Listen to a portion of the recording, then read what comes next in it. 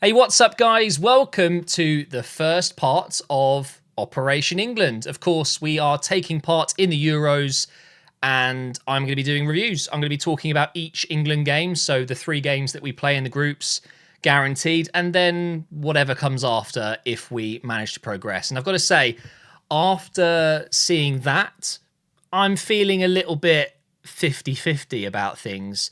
First of all, the Euros has been incredible so far. So many big games that have ended with loads of goals. I mean, you can see on the right side there, Germany smashing Scotland 5-1, Spain beating Croatia 3-0, although on another day, Croatia scored 3 or 4 goals in that game. Italy were great. Netherlands got their win today. It has been a fantastic tournament, and all of the top nations that you would argue are favourites, or at least, the top sides, they've all performed really well. And it was over to England today. It was all about seeing how England can take on Serbia, who are a very physical, they're a good side. If we look at their lineup, you'll recognise a lot of their names. Mitrovic, of course, up top. I think Vlahovic should be further up with Mitrovic, but they were definitely dropping Vlahovic a little bit deeper. Milinkovic, Savic, all of the itches. Brilliant players, though. Kostic, big fan of his. I hope he's actually not injured and out of the tournament because I really like him. Rajkovic, great in goal, and they've got an absolute monster of a goalkeeper in the other Milinkovic Savic. I saw him on the bench when the camera cut over, and he's actually a giant. It's all of them are giants. Milenkovic, like 6'6" defender, and I tell you what, they used their physicality. The amount of, well, I mean, were they all fouls? Probably not, but so many of the England players just getting battered today. And I think Serbia, no, they can't compete with England and, your Spains, Italy's, whatever, like the really good footballing nations that are technically good with the ball. And so they just bully you, and that's fair enough. They're entitled to use their physicality. And did you know not a single player on their first team today, no, sorry, only one player was under 6 foot, and that was Zivkovic, who's really quite short, actually. But everyone else was 6 foot or more. So really, really dominant physical team. But in the end, we put in what I think was...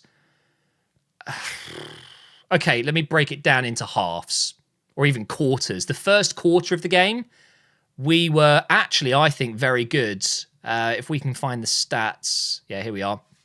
This literally is the perfect momentum graph, whatever.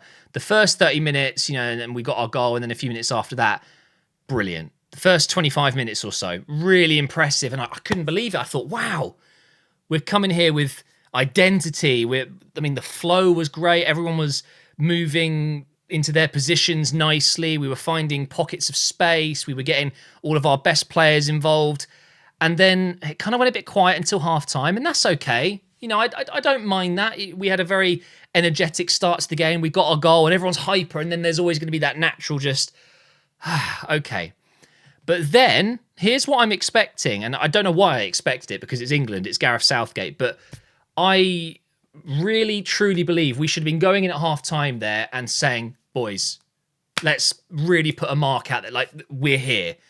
I want to see 2-3 goals. Okay, let's really, really go for the throat in this second half. But no, as usual, just like in the last 3 tournaments, it feels like 4 tournaments, whatever it is, we just sit back and we sit on a 1-0 lead and just assume it's going to be enough.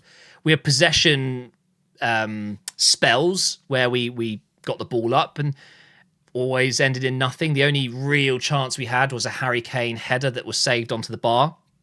And honestly, these periods here where they had a little bit more control of the game and they were imposing and whipping it into the box, and they looked dangerous. They really did. But to put it in perspective, in that first half, or at least the first half an hour or so, we were having 70, 75, even 80% of the ball sometimes.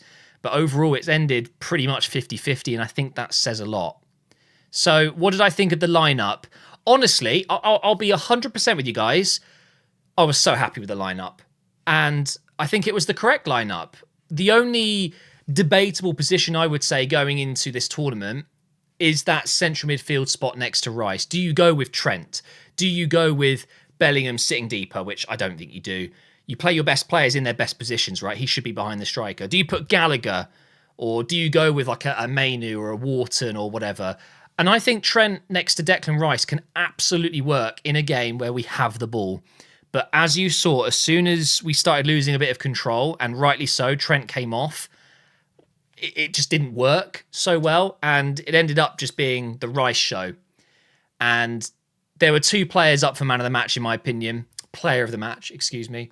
It had to be Bellingham or Declan Rice. I don't know who it's gone to officially. Probably Bellingham because he got the goal, but Declan Rice. I'm not just saying this as an Arsenal fan. He's just unreal. I was watching the game with a few friends and we had the debate, who would you have in your team, Bellingham or Rice? I was the only one who said Rice. I would pick Rice over Bellingham. And no, I'm not just saying that because I'm an Arsenal fan. There's something about Declan Rice and you build a team around him. Bellingham is superb and there's no doubt about it. He's going to be one of the best. He already is one of the best, especially at his age. But there isn't many Declan Rices around, and I think there's quite a few Bellingham-type players in that role. Not like him, though. He does seem very much like a one-of-a-kind. It's the presence he brings. He's got this... Everyone's talking about aura at the moment. It seems to be a bit of a meme football Twitter thing. Like, everyone's got aura or they don't. But Bellingham has that. He definitely does. That shove he did on Kostic, and his goal was obviously very good, and he's a physical player.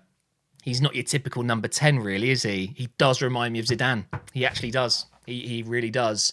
But for me, Declan Rice just did everything right today. He is such a good player. Absolutely love the guy. But Kyle Walker, John Stones, Guehi, Trippier, it probably is our back four that we're going to go with Pickford in goal, of course.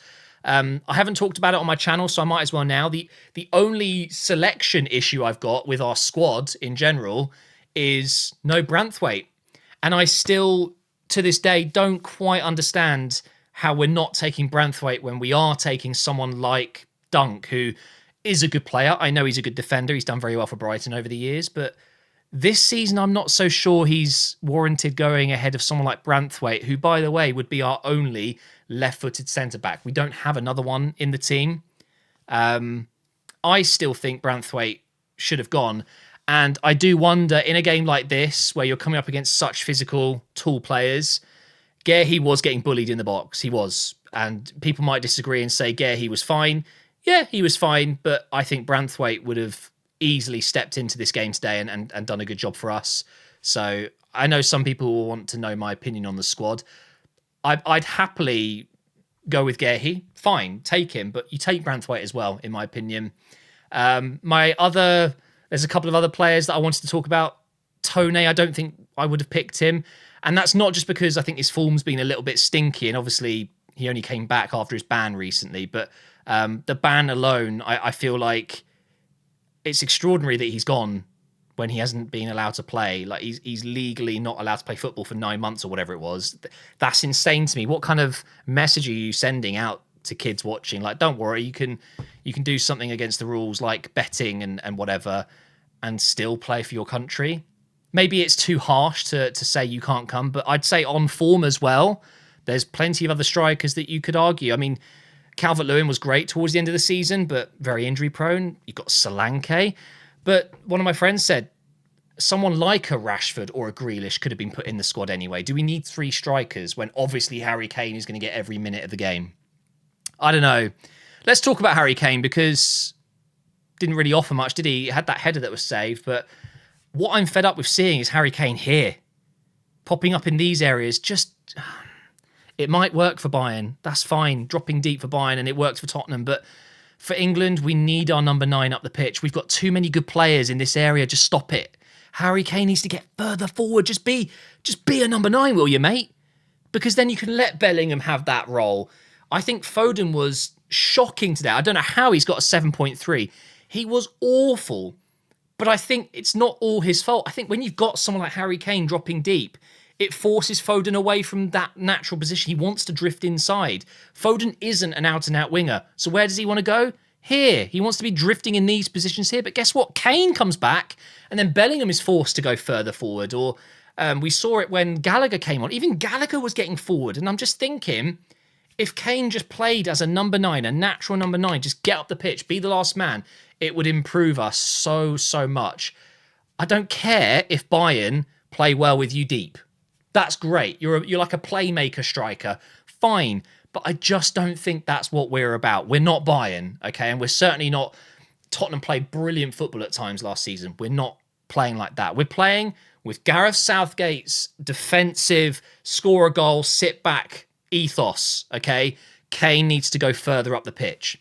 Saka, who clearly still struggling at the moment, I don't know, is he ever going to be fully fit? It feels like he's always got something. He's never 100%, which is frightening because he was unplayable at times in that first half. And then in the second half, I guess all those kicks and fouls were just getting to him. Bellingham and Declan Rice, though, were the standout performers for me. I'm not so sure why we're only using 3 subs as well. I would have absolutely loved to see Eze come on or Gordon come on that left side and take Foden off. And Palmer not getting on the pitch as well. Confused with that. But ultimately, guys, we've won the game. It is as simple as that. We've won the game. We've got the 3 points. And that means Group C starts off perfectly for us. So this is how we're looking at the moment. Germany and Switzerland getting their wins, and obviously Spain and Italy winning theirs in the group of death. And we're going to be top of our group because Denmark and Slovenia drew. Tomorrow we get to see France, which is going to be really interesting. I think France, I think they have to be favourites, don't they? Really excited to see Belgium play as well because they're very hit and miss. And obviously we've got the likes of Portugal, Turkey, they're all going to play as well. In the coming days.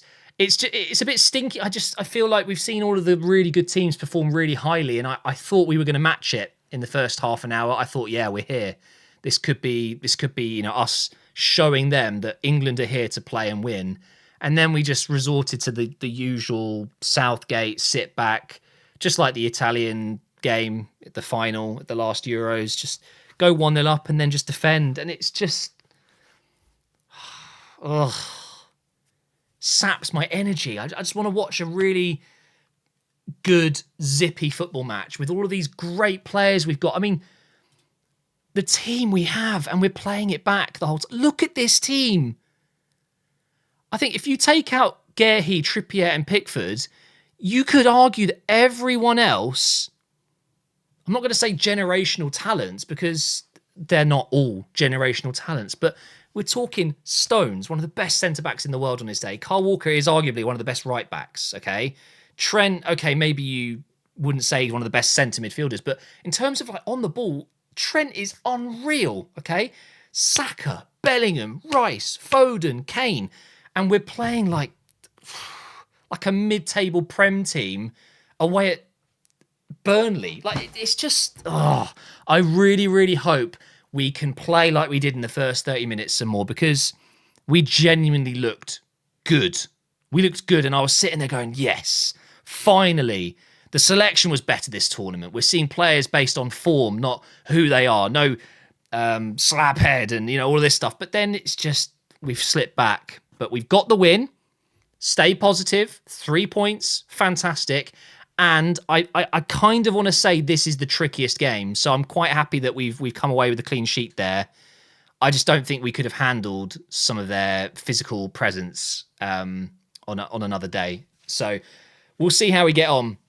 Next game will be on, is it Thursday? So obviously we've got career mode stuff and all of that in between, but I'm already looking forward to the next game. Hopefully you guys are enjoying the Euros being back. It's great. I love watching all the football. I'll miss it. The 3 games a day thing is awesome. And hopefully you enjoy Operation England as well. I'll see you in the next one. Come on, England.